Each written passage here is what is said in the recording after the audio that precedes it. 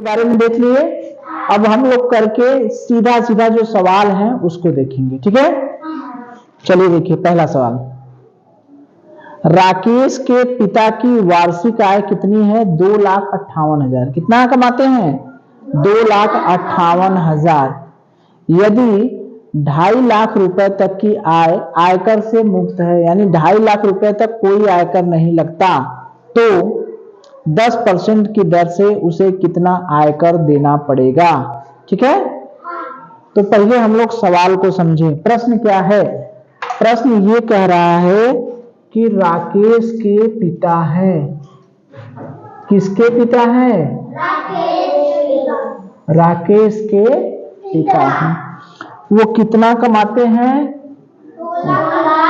2,58,000। वार्षिक आय मतलब एक साल में, वार्षिक माने एक साल में 2,58,000 रुपए क्या करते हैं? कमाते हैं, ठीक है। ये कमाए, और यदि 2.5 लाख रुपए, 2,50,000, सॉरी, 1, 2.5 सैकड़ा, हजार, 10,000, लाख, 2,50,000 क्या है कि आय तक की आय आयकर से मुक्त है। आयकर से मुक्त है। मुक्त है मतलब इस पे कोई कर नहीं देना पड़ेगा, ठीक है। यानी 2.5 लाख तक आयकर से मुक्त है, तो 10% की दर से, किस दर से? 10% की दर से कितना आयकर देना होगा, ये हमको बताना है। तो पहले तो प्रश्न समझ में आएगा तब ना हम लोग सवाल लगाएंगे। तो प्रश्न समझ में आया, रमेश के बाबू मतलब पिताजी, ठीक है, कितना कमाते हैं साल भर में? 2,58,000 रुपया कमाते हैं, ठीक है, एक साल में। नियम क्या कहता है कि 2.5 लाख रुपया तक, यानी 2,50,000 तक आयकर मुक्त है, यानी आयकर नहीं लगता है। तो 10% की दर से बताइए कि कितना आयकर देगा, ठीक है। तो हम लोगों ने क्या सीखा था, याद करिए, पहले क्लास में 2,58,000 रुपया है, ठीक है, 2,58,000 रुपया है। तो क्या पूरे पैसे पर टैक्स लगेगा? बताइए। 2,58,000 रुपया कमाता है रमेश का पिताजी, तो क्या पूरे पैसे पर टैक्स लगेगा? नहीं। कितना छूट है? कितना छूट है? 2.5 लाख। इसको 2 भाग में बांट दें। 2,50,000 पर कर कितना होगा? 2,50,000 पर कितना कर है? कितना है? 0। Very good. यानी इस पे आयकर कोई नहीं लगेगा, यानी 0 लगेगा। तो बचा कितना? 2,50,000 तक तो 0 है, तो बचा कितना? 2,58,000 रुपया है उसके पास। 2,50,000 पर एक को पैसा नहीं लगेगा, तो कितना पैसा बचा? 8,000 रुपया बचा ना। 2,50,000 रुपया पर तो कोई कर नहीं है, तो कितना पैसा पर कर लगेगा? 8,000 पर। कितने पर? 8,000 पर। तो 8,000 पर कितना कर है? 10%। कितना कर है? 10%। तो 8,000 का 10% करके देखिए कितना कर लगेगा। नहीं लगेगा। 8,000 का माने पूरा 10/100। 1 0 से 1 0, 1 0 से 1 0, कितना रुपया आ गया? कितना रुपया आ गया? 800 रुपया। कुल आयकर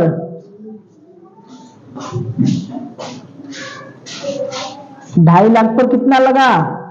0। 8,000 पर कितना लगा? 800। टोटल कितना हो गया? 800 रुपया। बात समझ में आई? रमेश के पिताजी 2,58,000 रुपया क्या करते हैं? कमाते हैं, जिसमें से 2.5 लाख रुपया पर कर नहीं लगता है, यानी 2.5 लाख रुपया तक छूट है। तो कितना पैसा बचा जिस पे कर लगेगा? जब 2,58,000 में से 2.5 लाख घटा देंगे तो इसी पर ना कर लगेगा, इस पे तो लगेगा नहीं। तो 8,000 रुपया पर कितना कर लग रहा है? 10% के हिसाब से। तो 10% के हिसाब से कितना लगा? 8,000 का 10%। 8,000 का मीन्स गुड़ा 10% माने 10/100। 800 रुपया। कुल कितना लगा? 0 रुपया यहां से, 800 रुपया यहां से, 0 में 800 जोड़ेंगे कितना रुपया आ गया? 800। ठीक है, चलिए देखिए दूसरा सवाल। एक जोड़ी जूते का अंकित मूल्य 1500 रुपया है। एक जोड़ी जूते का अंकित मूल्य कितना है? 1500 रुपया। उस पर 18% की दर से जीएसटी देना पड़ता है। कितना जीएसटी देंगे? 18%। तो उसे खरीदने के लिए ग्राहक को कुल कितने रुपए देने पड़ेंगे? ठीक है, चलिए अब देखिए क्या खरीदना है हमको। एक जोड़ी जूते, क्या खरीदना है? एक जोड़ी जूते। उस जूते पर अंकित मूल्य है 1500 रुपया। अंकित मूल्य मतलब समझते हैं, हमने बताया था अंकित मूल्य विक्रम। अंकित मूल्य माने जो उस पर छपा रहता है।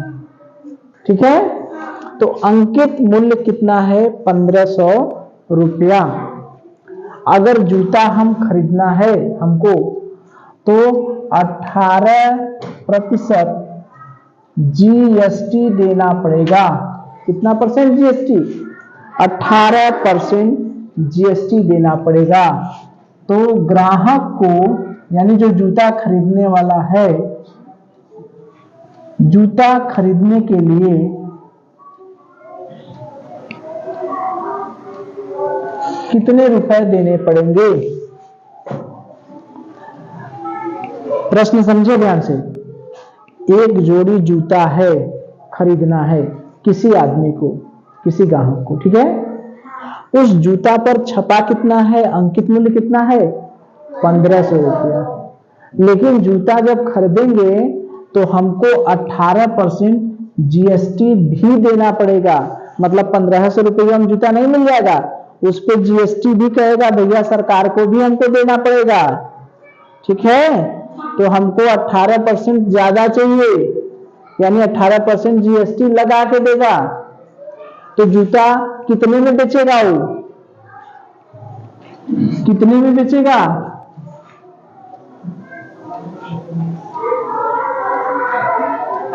ग्राहक जो है खरीदने के लिए कितना मूल्य देगा? जीएसटी निकालने कितना देगा? 1500 रुपए का जो जूता है, इस 1500 रुपए का 18% क्या देगा? जीएसटी।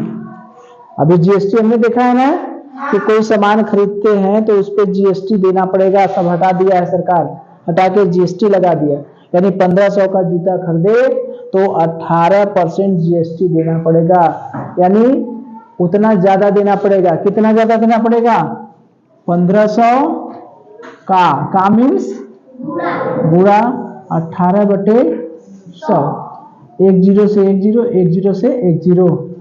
15 × 120 की शून्य हासिल लगल 12, अब 15 कम 15 12 27। ये 270 रुपया क्या आया?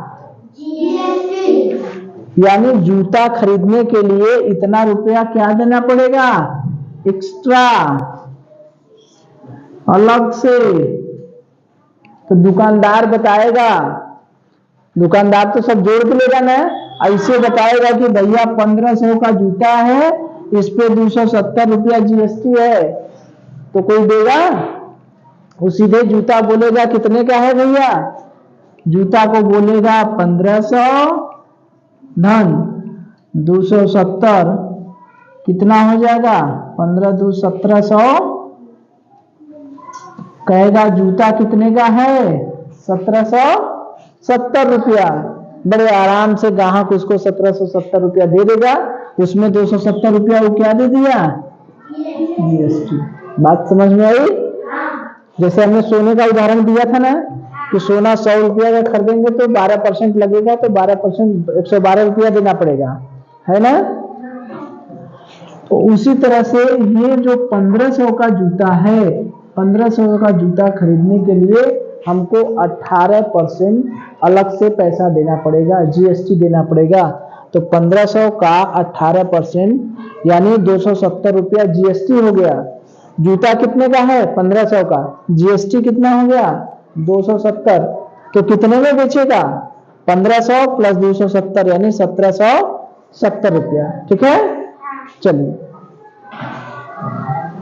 चलिए बताइए वर्तमान में कर मुक्त आय की सीमा कितनी है, 2.5 लाख। कितनी है 2.5 लाख तक एक को पैसा नहीं लगता है कर ना, नहीं, तो 2.5 लाख तक एक भी रुपया कर नहीं लगेगा। अब ये देखिए केशव की मासिक आय 20,000 रुपए है, बताइए कि उसकी वार्षिक आय कर योग्य है या नहीं। ये देखिए नया सवाल, केशव जो है महीने का कितना कमाता है 20,000 रुपया। कितने का 20,000 रुपया। हमसे पूछ रहा है कि इस पर टैक्स लगेगा या नहीं। केशव भाई हम कर अगर पढ़ लिए तो हमको ये पता होना चाहिए ना कि व्यक्ति की कमाई कितनी है, कितना टैक्स लगेगा, ये सब जानेंगे तभी ना। तो हम लोगों ने क्या सीखा शुरू में आयकर वाले में, हम लोगों ने ये सीखा था कि 2,50,000 आय वार्षिक, याद है कुछ कर 2.5 लाख तक अगर एक महीने में कमाता है, सॉरी एक साल में 2.5 लाख कमाता है तो उस पर कोई कर नहीं लगेगा, है ना। फिर उसके बाद 2.5 से लेके जैसा रहेगा वैसा लगेगा। तो ये बताइए कि अगर किसी की कमाई 2.5 लाख से कम है तो उस पर टैक्स लगेगा नहीं लगेगा। तो एक महीने में 20,000 रुपया कमाता है तो वार्षिक आय इसकी कितनी होगी भाई। ये महीने में 20,000 कमाता है तो एक साल में कितने कमाएगा, कितने का गुणा करेंगे 12 का। क्यों? क्योंकि एक वर्ष में कितने महीने होते हैं 12 महीने। तो अगर एक महीने में 20,000 रुपया कमा रहा है तो 12 महीने में कितना कमाएगा 4 0 24, कितना आया इकाई दहाई सैकड़ा हजार 10,000 लाख, 2,40,000। तो बताइए इस पे टैक्स लगेगा कि नहीं लगेगा कि नहीं? क्या है आयकर क्या होगा 0। क्यों? क्योंकि 2.5 लाख से कम है। 2.5 लाख तक तो कोई कर नहीं लगेगा, 2.5 लाख तक कोई कर नहीं लगेगा। ठीक है, चलिए प्रतिभा एक मेज 24,000 में खरीदती है। कितने में खरीदती है 24,000 में। इसमें 12% जीएसटी भी शामिल है, यानी 24,000 रुपए में क्या शामिल है 12% जीएसटी। मेज का अंकित मूल्य बताइए। ये देखिए सवाल थोड़ा सा अलग हो गया। एक प्रतिभा है प्रतिभा मेज खरीदती है, कितने में? 24,000 रुपए में। इस 24,000 रुपए में क्या शामिल है? 12% जीएसटी। तो हमसे कह रहा है कि मेज का अंकित मूल्य बताइए, यही ना है? अरे भाई, तो हमने क्या किया था? विक्रय मूल्य बराबर हमने देखा था कि अंकित मूल्य जो था उसमें हमने जीएसटी जोड़ दिया था, नहीं था? अरे भाई, बेचने वाला जो मूल्य था, जितना उसका छपा हुआ मूल्य था उसमें जीएसटी हमने जोड़ दिया था, यही ना था? तो जब अंकित मूल्य निकालना होगा तो हमने विक्रय मूल्य में से पक्षांतर करेंगे, उधर जाएगा तो क्या होगा? Minus GST. जीएसटी वाला पैसा जो है वो घटा देंगे। अरे भाई, ऐसे समझिए ना, हम कह दें कि सोना हमने खरीदा, सोना खरीदा 112 रुपए में। कितने रुपए में? 112 रुपए में, ठीक है? अब इसमें 12% जीएसटी है, जीएसटी शामिल है, इसमें जीएसटी शामिल है। तो सोना 112 रुपए का अंकित मूल्य होगा या 112 रुपए से कम होगा? बताइए। 112 रुपए में जो सोना खरीदे हम, उसमें 12% जीएसटी जोड़ा गया है। तो सोना का जो वास्तविक मूल्य होगा, जो अंकित मूल्य होगा, वो 112 रुपए से कम होगा या ज्यादा होगा? क्या होगा?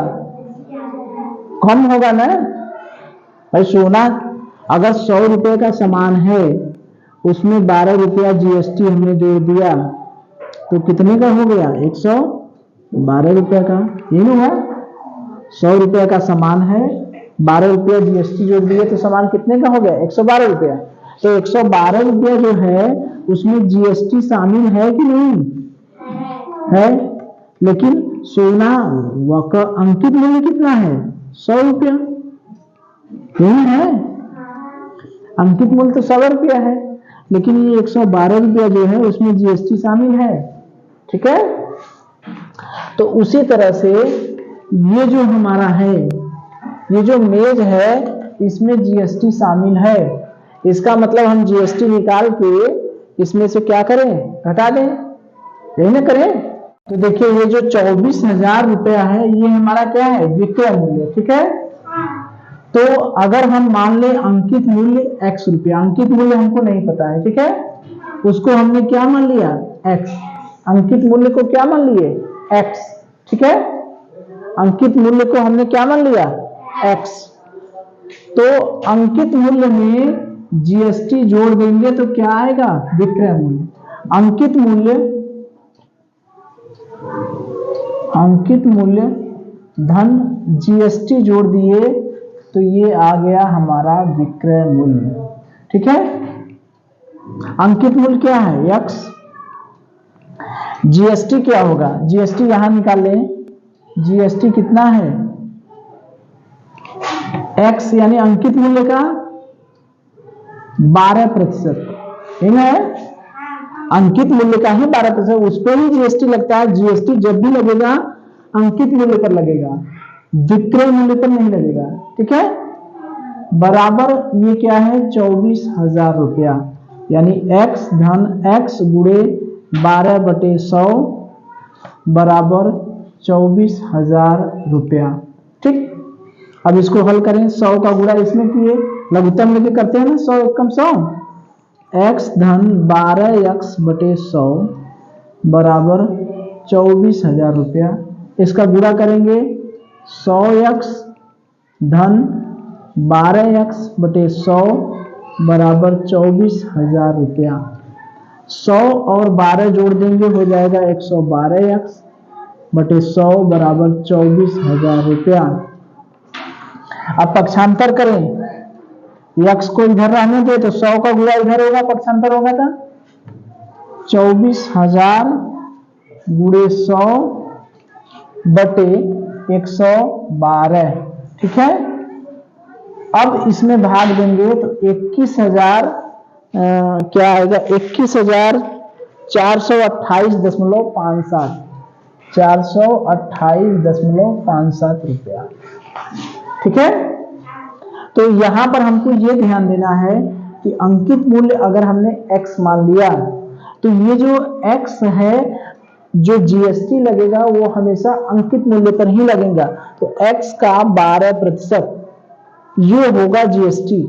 तो ये अंकित मूल्य में जब हम जीएसटी जोड़ देंगे तो वो होगा विक्रय मूल्य, वो 24,000 है, यही ध्यान देना है। ठीक है, उसके बाद पक्षांतर कर दिए, x धन 12, x का 12% यानी 12 x गुणे 12% का मतलब 12/100, x धन 12x/100 यानी 100x धन 12x, और इसको पक्षांतर करिए, x को इधर कर दिए, ये उधर गया, गुणा हो जाएगा, और इसको इसमें भाग देंगे तो यही आएगा। ठीक है, तो यही हमारा जो है, यही हमारा अंकित मूल्य है। ठीक है, चलो।